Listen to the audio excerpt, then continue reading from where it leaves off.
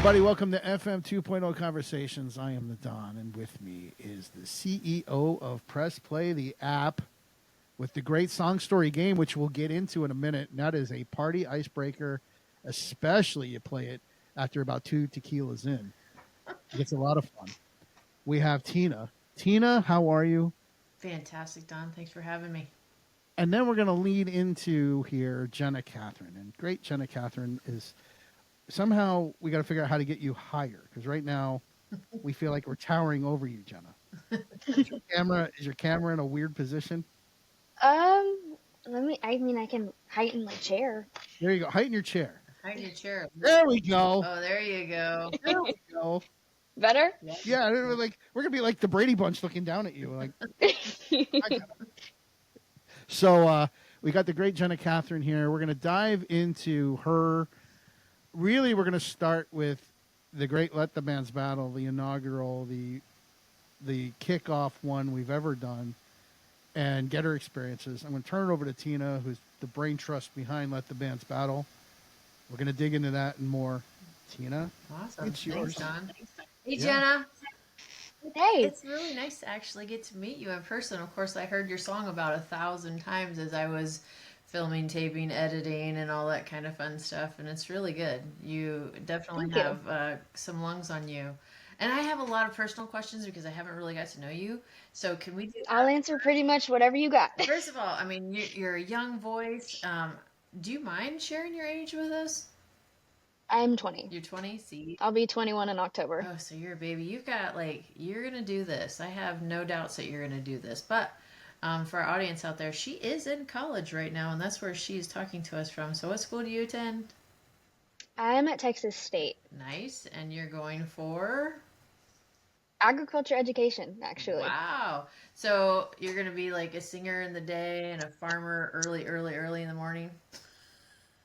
Not necessarily. More teaching the high school ag kids. Oh, fun. What kind of background would make you do that? Did you grow up on a farm?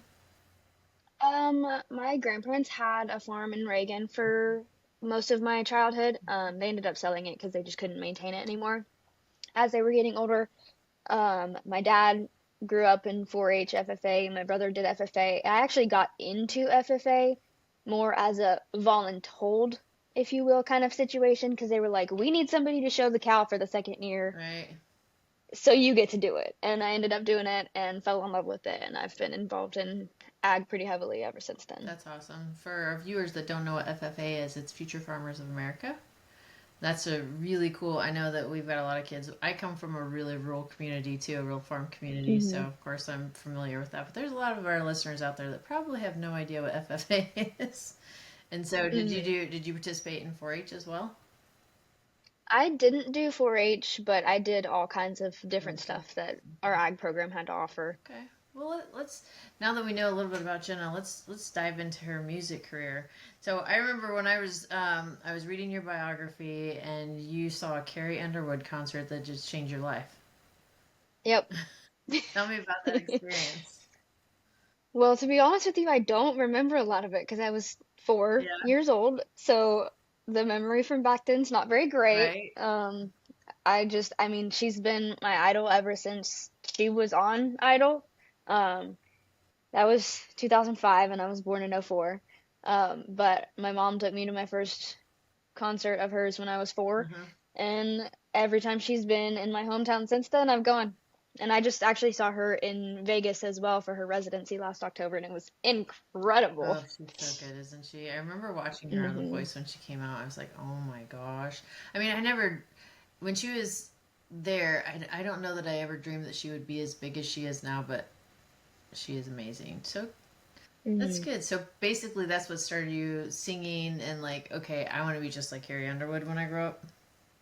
Pretty much. And do you play guitar? It looks kind of like you do. I do. Yeah? I do, yeah. How old were you when you started playing? Unfortunately, I forgot to bring it with me today.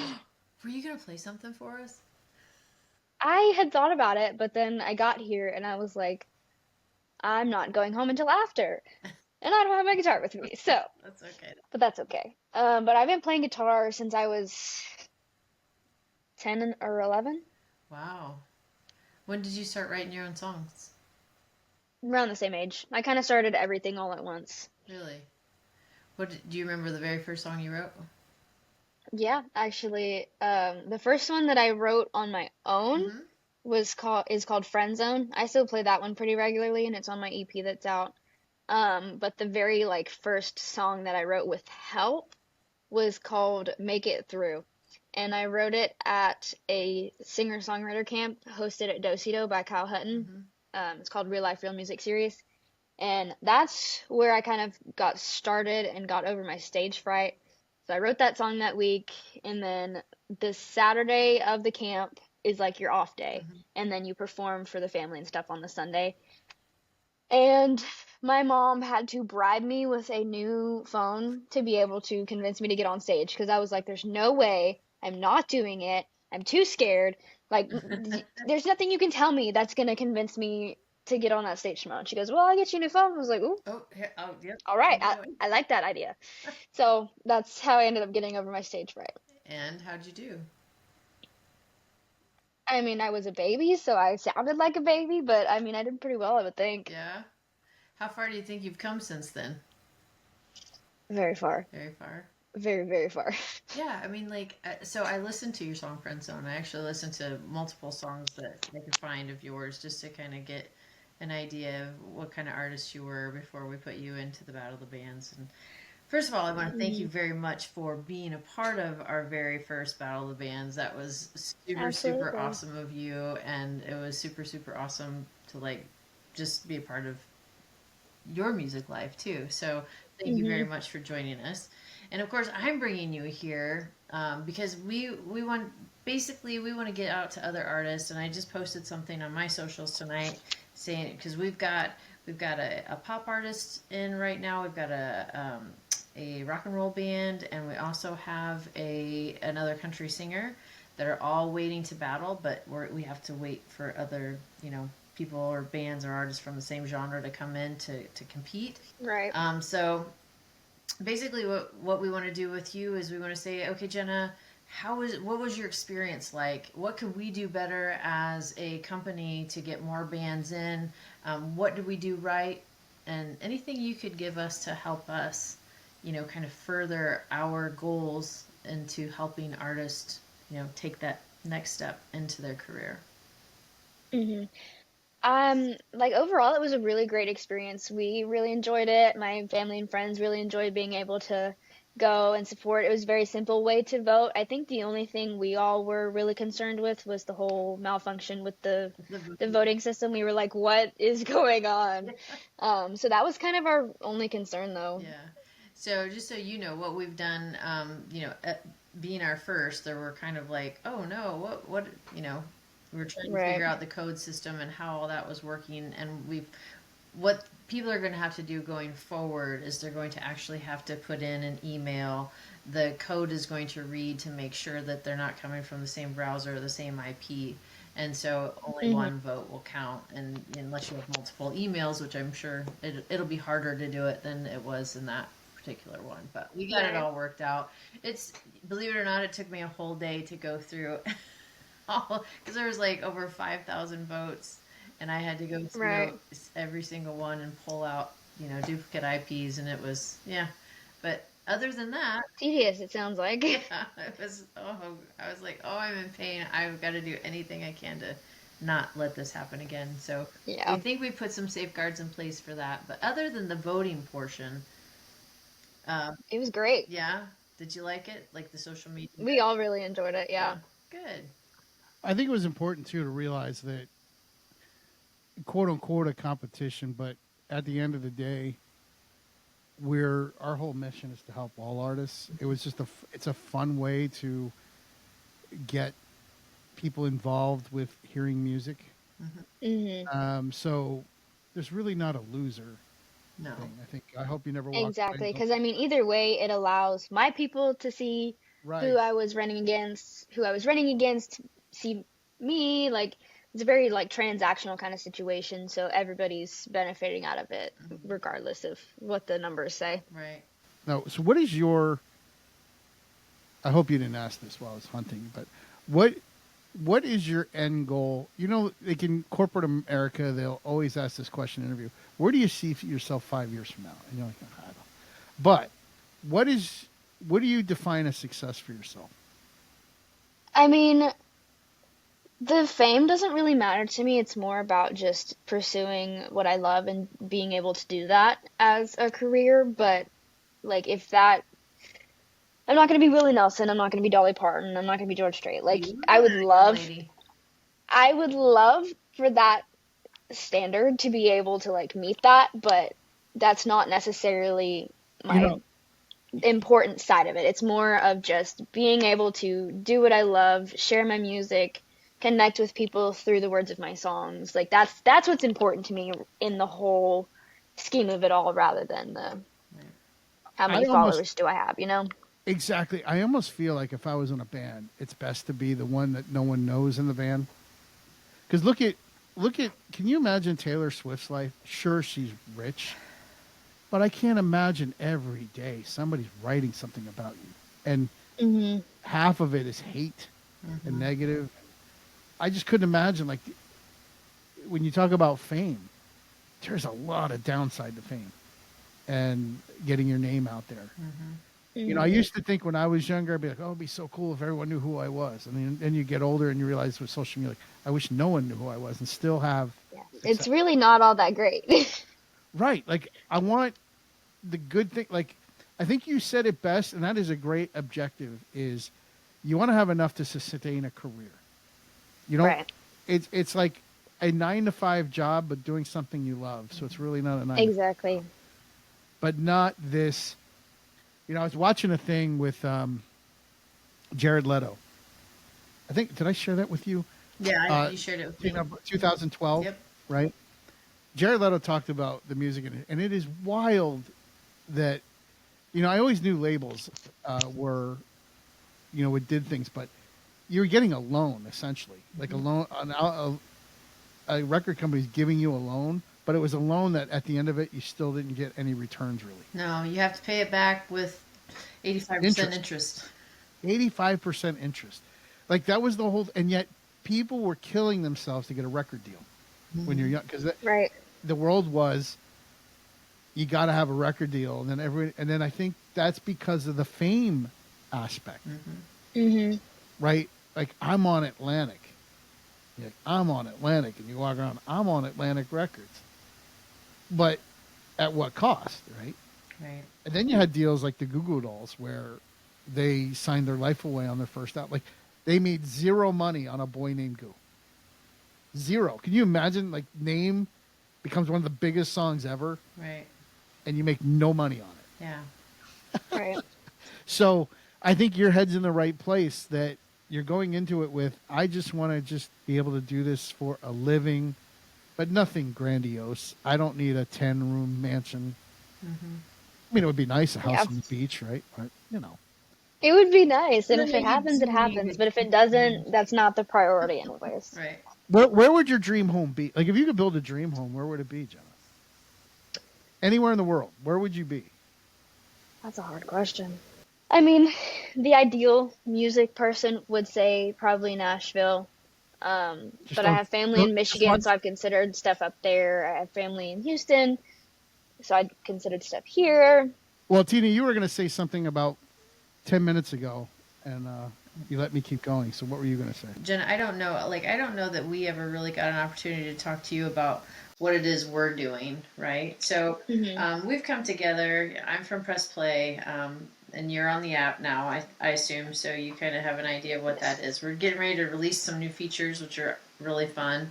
Don is from FM 2.0, and we've got some other people who have come together from Deco Entertainment, which is a subsidiary of Warner Music.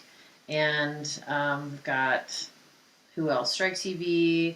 We've got a radio station out of the UK. I'm friends with Strike TV. Yeah. So we've got all these people that have come together in a conglomerate called the Band Together Collective, and what we're trying to do is we're trying to help artists basically take the next step in their careers, just so that they don't have to lean so heavily into like the record deals and those kinds of things. You know, we just want to help you get there without all of that, because we know from being in the music industry, all of us, how slippery of a slope that might be, you know, as far as getting a record deal. So, and you know, in all honesty, basically what they are is investors, and they want you to make it for yourself first anyway before they invest in you.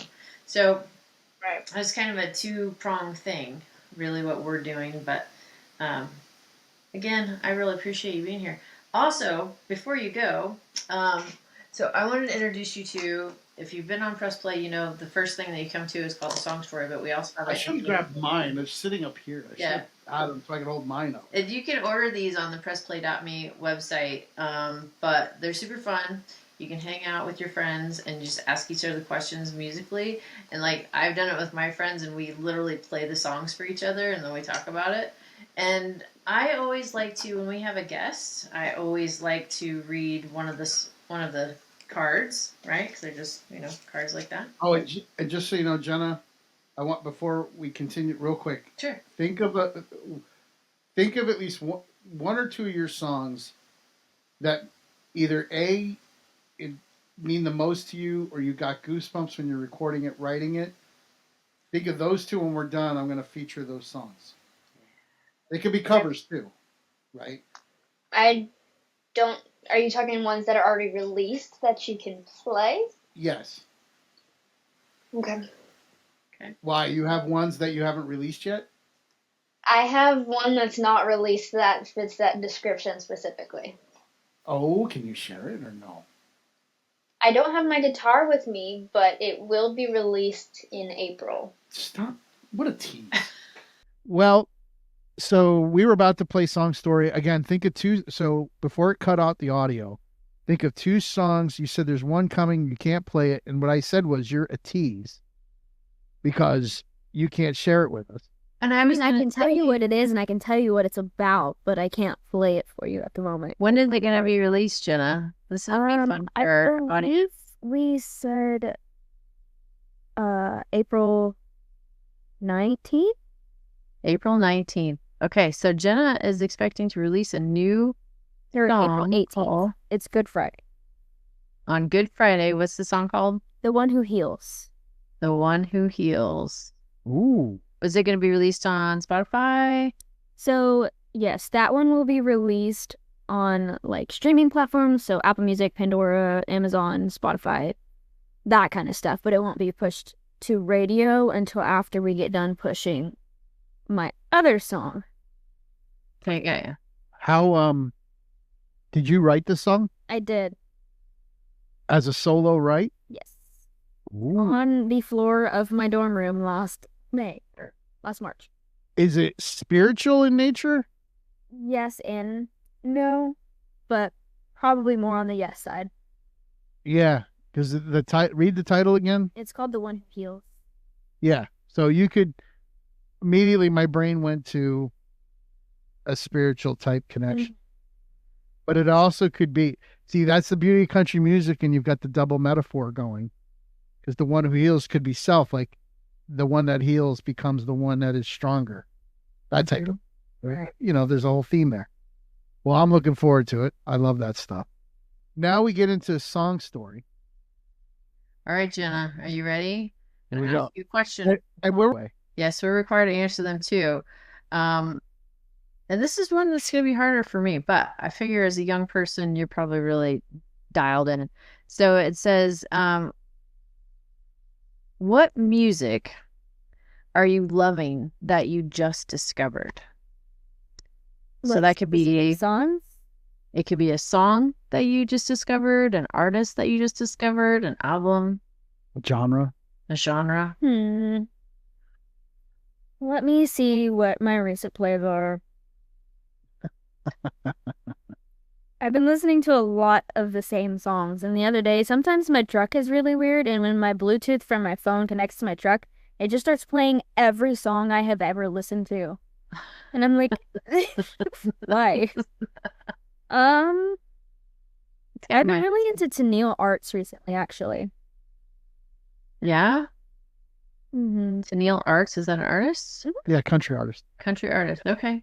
Forgive me for not knowing that. I've got a lot of her recently.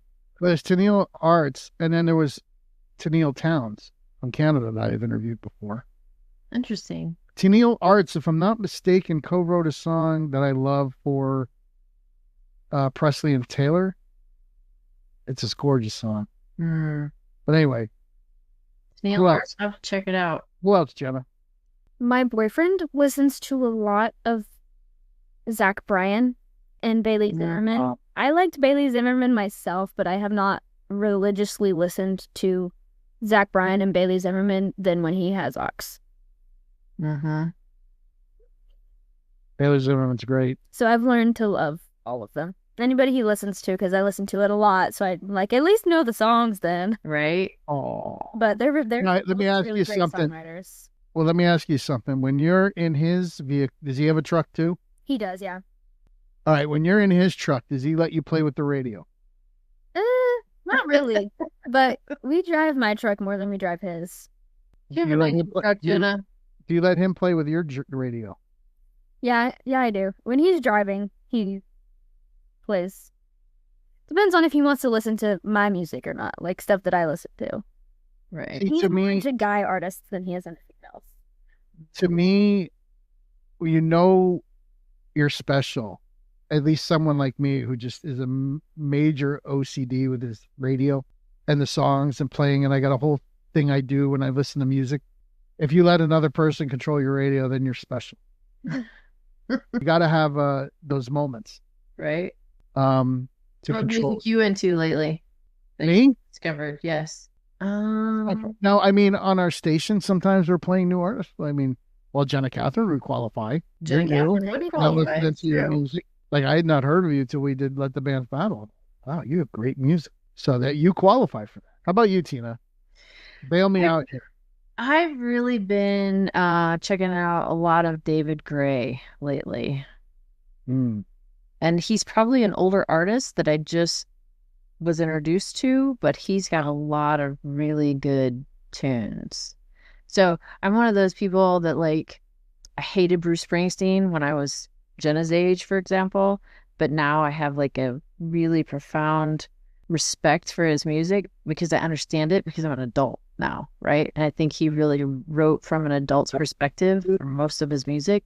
Yeah, but David Gray has a lot of adult material that's very interesting to me. And he's got a beautiful voice too.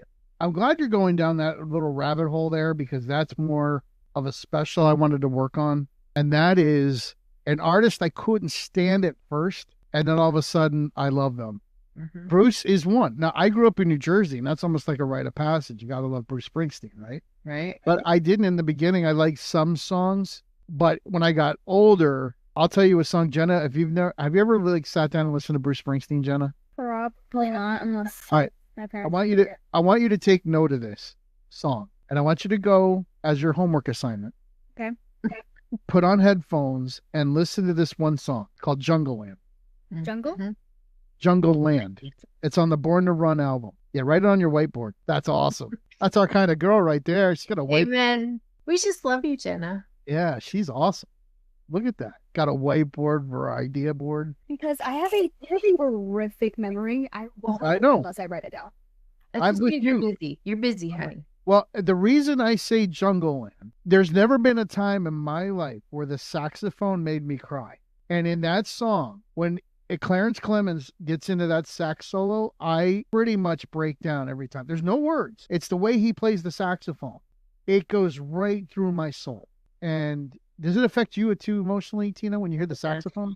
It's the greatest sax solo I've ever heard in my life and will ever hear. Yeah, so when you're listening to that song, and you'll hear it when you get to the sax solo, just sit back, close your eyes. And you want to talk about spiritual? There's something about the way Clarence plays that saxophone. If I was in the studio when they were recording that, I'd have just been like, I must have died. I was listening to that song, and I'm in my car, and I'm fine. Like, I'm perfectly fine. And then the sax solo comes on, and I break down crying, and I can't control it. Like, it's the weirdest. Like, I'm perfectly fine, and that sax solo hits, and it triggers something in my soul somewhere, and I start crying. So as I got older, those songs affected me differently. The other artist that does that for me is Dave Matthews. I could not stand Dave Matthews when he came out, Dave Matthews Band. Couldn't stand his music.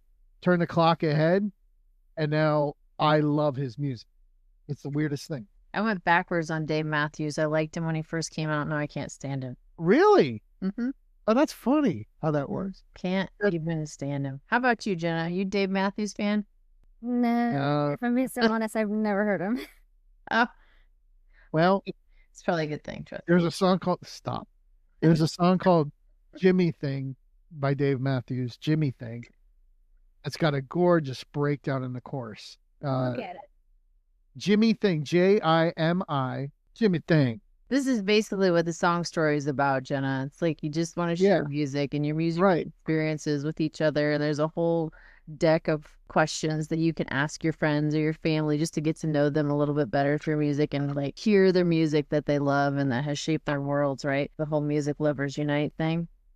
Oh, and also I wanted to tell you, after we release, right now, if you go into the day stream on Press Play, you're going to be able to start communicating about the songs that you choose during the day. So that's the next feature that's going to roll out. It should have been out, but we keep testing and there's a glitch in it. So we're trying to get that fixed. But then after that, we're going to go full on video. So we're going to be a bigger competitor than we have been as far as with Facebook and TikTok. That's and awesome. Instagram, but it's going to be all music. So that's going to be huge. Yeah. So hang tight with us. Hopefully that will be out by summer. Okay. Jenna, is there an artist that you couldn't stand and now you love them? I have one that I couldn't stand and now I love, but I also have one that I just can't stand. Never liked him in the first place for the dumbest reason, but like I jumped on that bandwagon as soon as they like popped up and I was like, nope, don't like you, never gonna like you, bye. Who's that? Chris Stapleton. Really? Yep. Really? It's the stupidest reason too. What's the stupid reason? It's so irrational. So there was one, I don't even know how many years ago it was. There was one award show. I want to say it was the CMAs or something. But Carrie Underwood was nominated for like a bunch of different awards and he came in and won basically all of them. And he just popped out of nowhere. I was like, where did you come from? And why are you stealing my girl's awards? Like, girl power. Get out of here. So something I just never really liked him. I mean, I will admit he's a great songwriter and I understand if he like him, he's just not my cup of tea. If he approached you and says, I'd like to write a song with you, you're not going to say no. Oh, of course not. I would be like, heck yeah. He never needs to know that I see Chris something against Chris. We're going to bleep out all of that for her, Don. No. We're going to say like, look, this is like, you're talking to a girl that's got that feminist power. Mm-hmm. And that's a thing to embrace. Mm-hmm. And you got to respect it. So we'll be messing with our girl Carrie. That's it. Exactly. That's it. As a man, I respect that, right? You got to respect the feminist side of things because you've always been, women have always been put down here. And we need you to be here. Right? It does seem weird though in music awards. That's another thing. Like I know Strike TV wants to do it. We'd like to do it to really have more of a fan based award and not a politically based award or So I think that would be super super fun. You mean like Beyonce winning Country Artist of the Year? Absolutely. Country Album of the Year. That's all. That's all. That's all politics there. I was very unhappy. Right? And then like her and Miley Cyrus won some duo country thing and I was like, neither of you are even remotely country. What are you doing? Right. It's a joke. How does that work when neither of you are in this genre at all? Right. That's what made it a joke. Yeah. That whole thing. And Taylor going over to pop, but her music's pop. She's not saying she's country. Mm-hmm. Well, not country. But she started playing country. But my point is that, well, that's Beyonce, right? She's hip hop, R&B. It says, well, then if Taylor can come over here and do this, I can go over and do this. Yeah, but Taylor transitioned completely from country to pop. That's my point. Beyonce is not going to go all country. No, that's the point. Like what she did. Yeah. But anyway, who is we now we know whether, and it's a legit reason with Chris Stapleton. Chris, she'll still write a song with you. Who's one you couldn't stand and you like them now? Kane Brown. Oh yeah, I get that. Kane Brown, I started out not liking him, and then I ended up singing with him at a 93Q up close and personal. I saw that.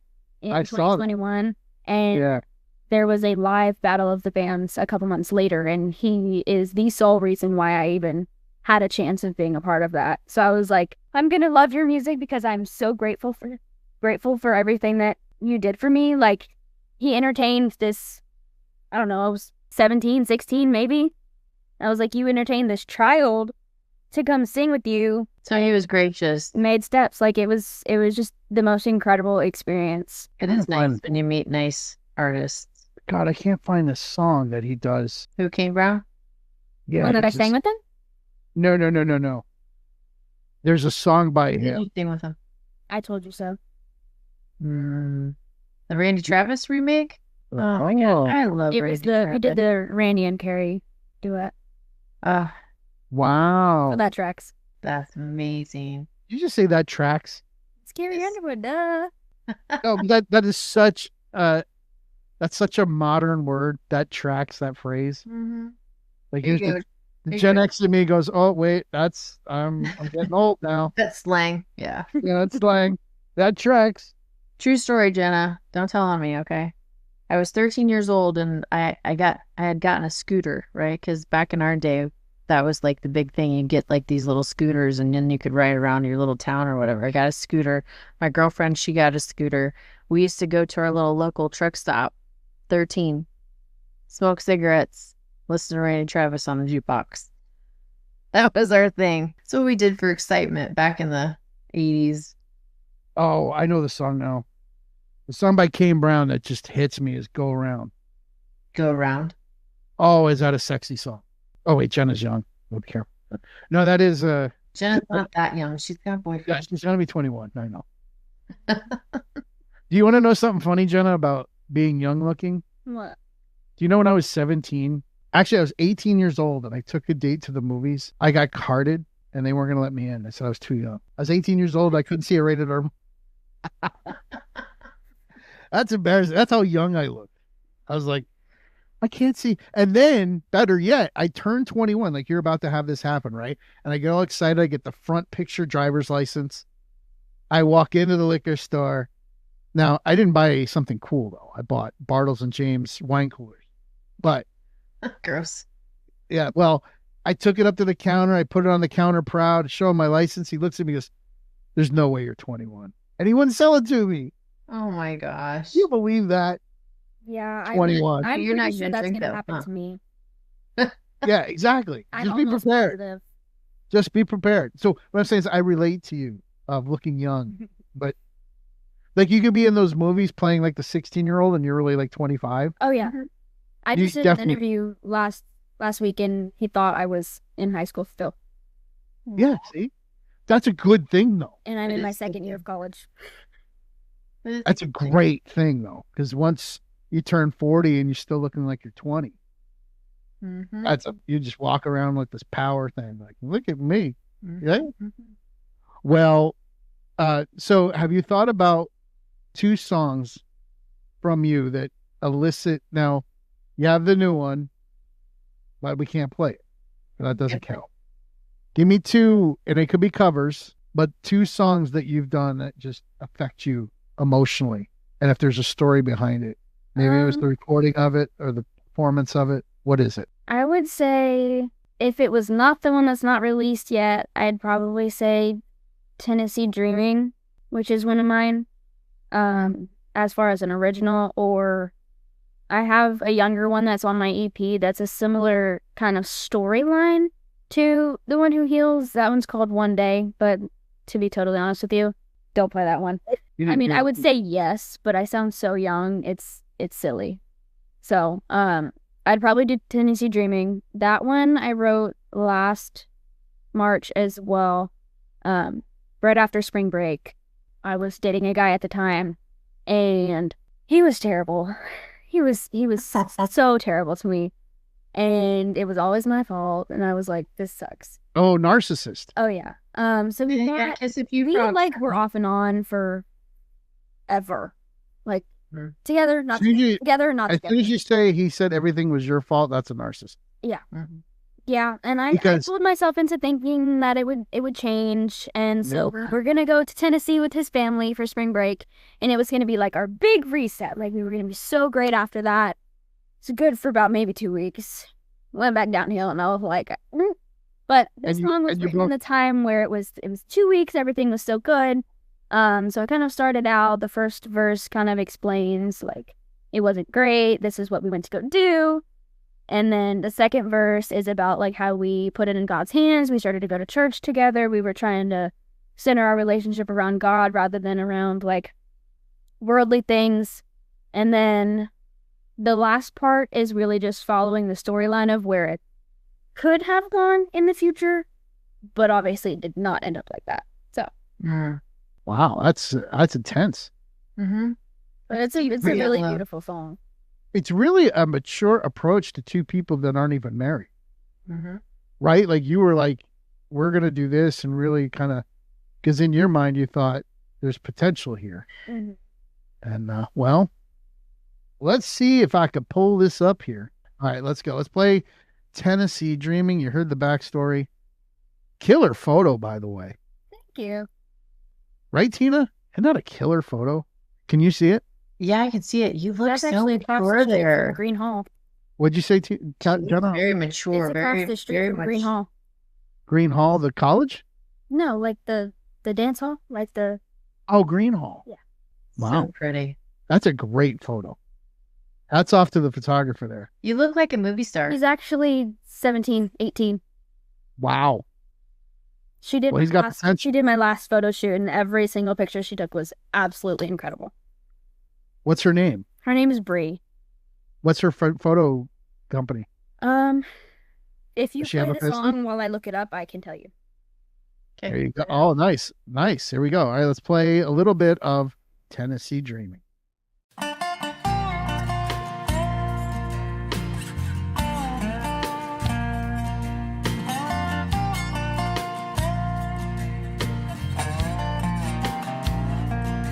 Started out a little rough.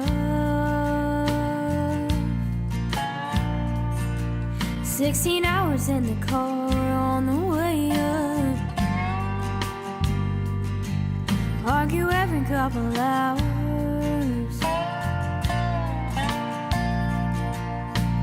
Too many tears in hotel showers.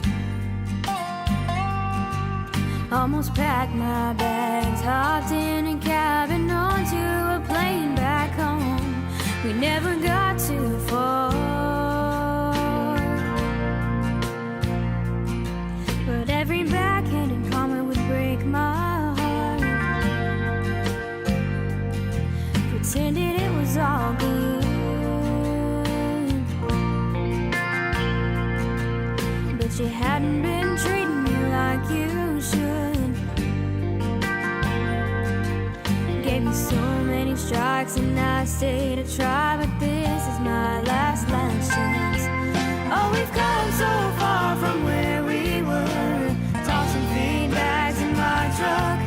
No, it ain't easy and it ain't for the weak. Sometimes it's high highs and low lows. But if you ain't done and you know he's the one, then you give it everything you've got. We're both Tennessee dreaming about the man you I love that line.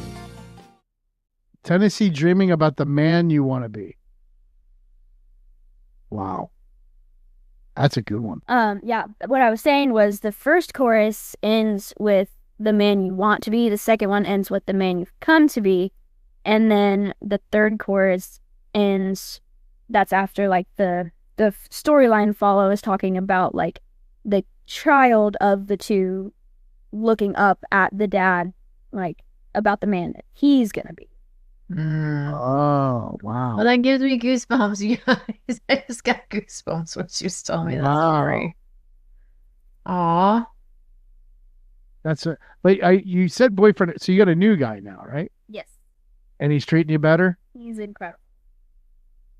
And how long have you been together? 6 months yesterday, actually. Oh, congratulations. Very nice. Wow, you know what's special? She said yesterday. She knew right on the button. I know. Pretty good. Hey, Jenna, are you going to be playing out anytime soon? Any, like, dates that you want us to mention? Yeah, actually, there's a little pizza place in Green, right down the road from Green Hall, and I will be there on the 29th and April 19th and May 10th, and then I have a private wedding on April 12th, And then I have a show in Victoria on April 5th. I think that's it as of right now that I'm aware of. Okay. And if anybody wants to look you up, they can find you on all different socials under Jenna Katherine, Jenna Katherine Music. A little bit of both. Depends on where you're looking. But if you look up Jenna Katherine Music on Google, it'll pull up all the links for you. Awesome. Okay. You're amazing. Information is... It's all under the website, the Instagram, the Facebook, all the things. It's all connected. Awesome. Cool. You're amazing, Jenna. Yeah. Thank you so much for being here. I hope maybe even this new song that you decide to, or that you're putting out in April, I hope that you come back to the Let the Bands Battle and try again. For sure. I'd love to see you there. Resubmit. Yes. Submit that song. Yeah. That's fantastic. Well, you're amazing. And next time we talk to you, bring your guitar. I will. I completely forgot about it this morning when I left for class. That's okay. Yeah, we're just left hanging. But my photographer's company, she is on Instagram. It's called Photos by Brie A. It might be backwards for you, but this is what it looks like. Photos by Brie A. Yeah, no, it's right side red. But she's great. Right side red. I like my pictures on there. Love it. It's a cool name. Right side red. That's a cool album title or something. Right side red. Anyway, well, thank you for sharing that because we want people to see it because that was amazing artwork there. Absolutely. I plug my girl when I can. Oh, there you go. Well, you come back now, you hear? Absolutely. All right. Thank you for having me. Absolutely. Thanks, Jenna Katherine. Go support her music. Thanks, Jenna Katherine.